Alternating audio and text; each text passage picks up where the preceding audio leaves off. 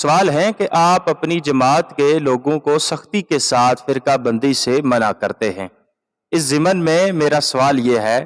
کہ آخر صوم و صلاۃ و حج وغیرہ ارکان کو کسی نہ کسی مسلک کے مطابق ہی ادا کرنا ہوگا، تو پھر بتائیے کہ کوئی مسلمان فرقہ بندی سے کیسے بچ سکتا ہے؟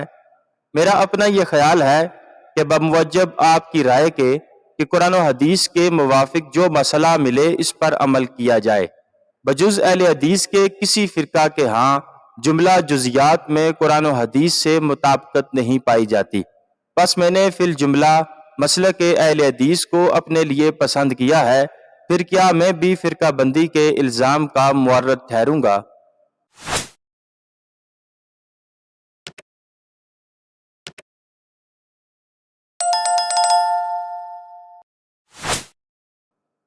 جواب ارشاد فرماتے ہیں، فقہ میں اپنی تحقیق یا کسی عالم کی تحقیق کی پیروی کرتے ہوئے کوئی ایسا طرز عمل اختیار کرنا جس کے لیے شریعت میں گنجائش موجود ہو فرقہ بندی نہیں ہے، اور نہ اس سے کوئی قباحت واقع ہو سکتی ہے۔ اس طریقہ سے مختلف لوگوں کی تحقیقات اور ان کے طرز عمل میں جو اختلاف واقع ہوتا ہے وہ مذموم تفریق و اختلاف نہیں ہے جس کی برائی قرآن مجید میں بیان ہوئی ہے۔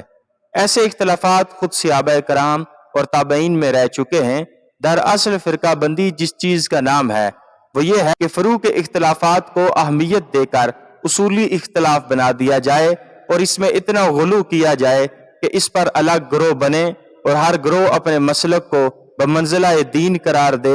کہ دوسرے گروہوں کی تکفیر و تذلیل کرنے لگے، اپنی نمازیں اور مسجدیں الگ کرے، شادی بیاہ اور معاشرتی تعلقات میں بھی علیحدگی اختیار کرے اور دوسرے گروہوں کے ساتھ اس کے سارے جھگڑے انہی فروعی مسائل پر ہوں، حتیٰ کہ اصل دین کے کام میں بھی دوسرے گروہوں کے ساتھ اس کا تعاون ناممکن ہو جائے۔ اس قسم کی فرقہ بندی اگر پیدا نہ ہو اور فروع کو صرف فروع کی حیثیت ہی میں رہنے دیا جائے تو مسائل فقیہ میں مختلف مسلکوں کے لوگ اپنے اپنے طریقہ پر عمل کرتے ہوئے بھی ایک ساتھ اسلامی نظام جماعت میں منسلک رہ سکتے ہیں۔